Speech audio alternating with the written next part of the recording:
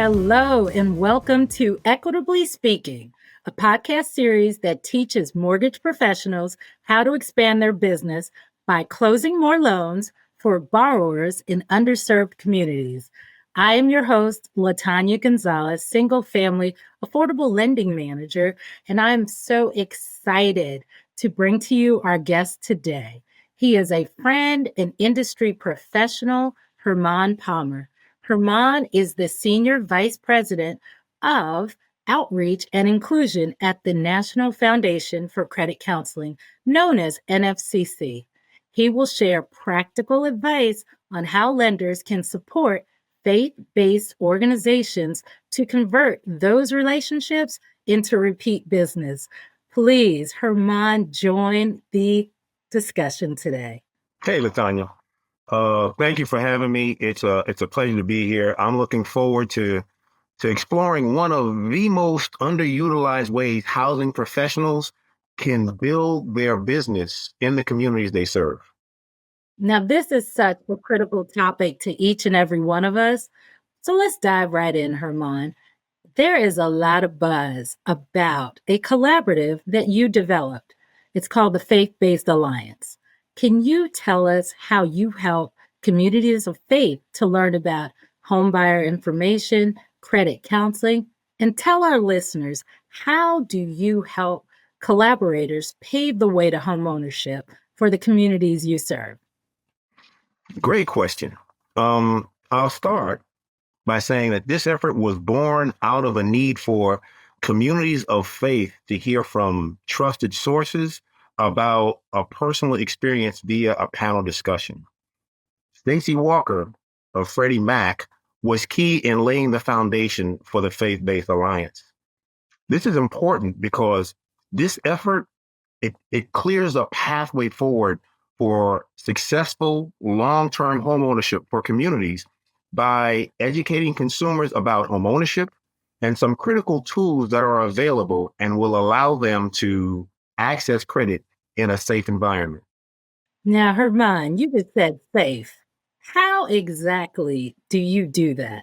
We achieve this by connecting consumers to subject matter experts, from loan officers to real estate agents to housing counselors, highlighting and debunking common myths and misinformation that inspire fear and distrust of the process, fear and doubt about their ability to qualify for a mortgage, lack of understanding about the amount required for a down payment. There are a lot of people who still think that they need 20% for a down payment. Generally speaking, many people are just not familiar with what is required to become a successful homeowner.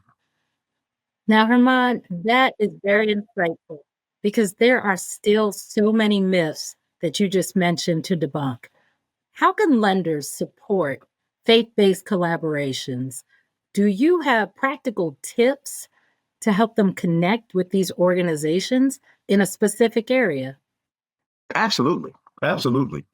Lenders can collaborate with the National Foundation for Credit Counseling, my organization, we call it the NFCC, and Freddie Mac by adding their particular expertise to these communities through these trusted resources. Now, you and I have collaborated in the past. One example of this collaboration between NFCC and Freddie Mac is a series of videos that we developed for the Faith-Based Alliance.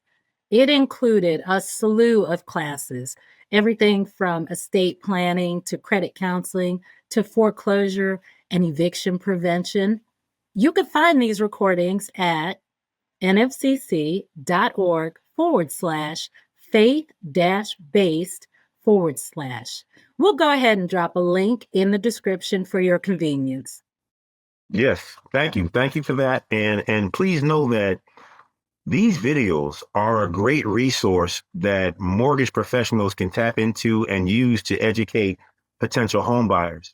In terms of recommendations, based upon my experience, I would suggest that one, loan officers focus on connecting with the leadership of churches, mosques, temples, and other faith-based organizations in their community and start building relationships in a way that makes the leadership and their members of those faith-based institutions comfortable.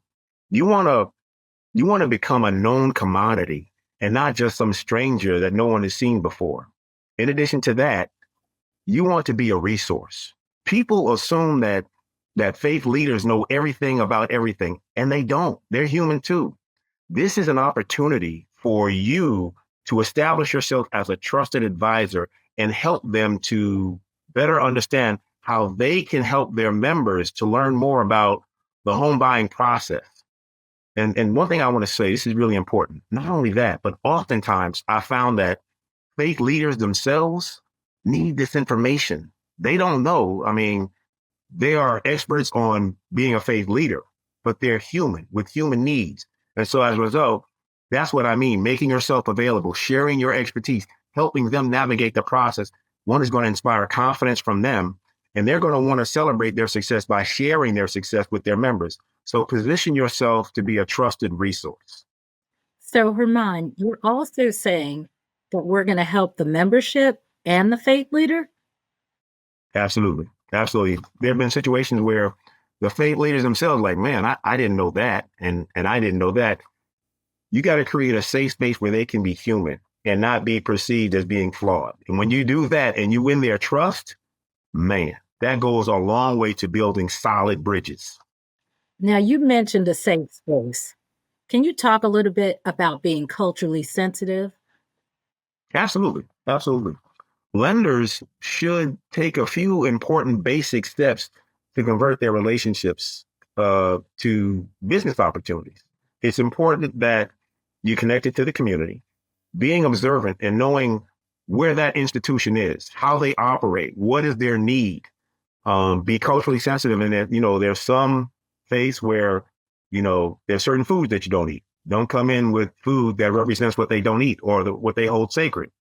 Make sure you don't wear clothing that's offensive.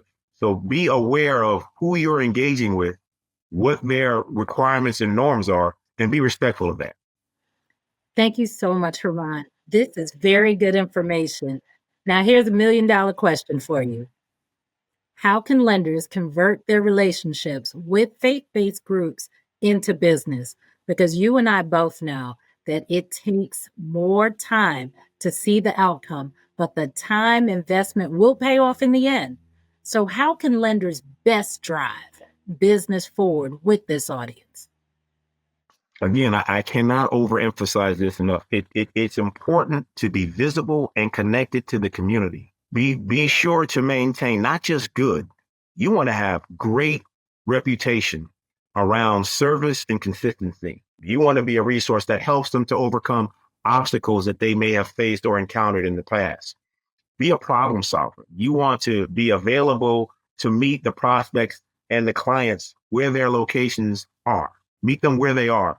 You want to, make sure the congregation has everything it needs. If it needs more remedial support, then you can refer them to other resources. A HUD certified nonprofit credit counseling would be a great resource. NSCC and Freddie Mac are great resources you can leverage to allow yourself to focus on building your business. You're not necessarily a counselor, but you can refer people to counselor. And by doing that, what you're doing is you're maintaining first-class service and building your brand in the eyes of that community. This is good to know. They don't have to do this collaboration alone, Herman. Absolutely not. Absolutely not. For example, housing counselors can make people aware of down payment assistance. Joe Public isn't going to know that necessarily. And just think of how that person is going to feel when you referred them to a resource that connected them with thousands of dollars to help them with their down payment.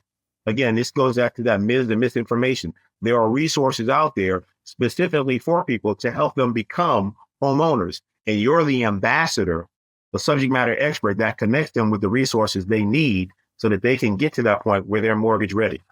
Now, is this initiative exclusive to One Faith? Absolutely not. Absolutely not. We want to build bridges to the communities, to vast numbers of community. Our focus is to create communities of homeowners. What we want you to do is be respectful, be culturally sensitive and engage with organizations of all types, even those with which you, the loan officer or real estate professional, may not have had a history or any experience with, but you can be a resource to them.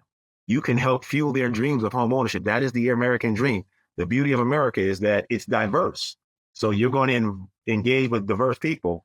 Again, everybody has a dream. And if you can be that resource, that fuel that allows them to achieve that dream, imagine what that's going to do in terms of creating future ambassadors to talk about the success they had by working with you. That's great guidance for our listeners to follow so they can further develop their business with faith-based organizations. Thank you, Hermond, for taking the time to chat with us about this very impactful topic. I look forward to doing this again with you. LaTanya, thank you for the opportunity. Thank Equitably Speaking. Thank your wonderful audience. You know, anytime you call, I'll always answer. Thank you, Hermond, and thank you to our listeners for tuning in to today's episode of Equitably Speaking.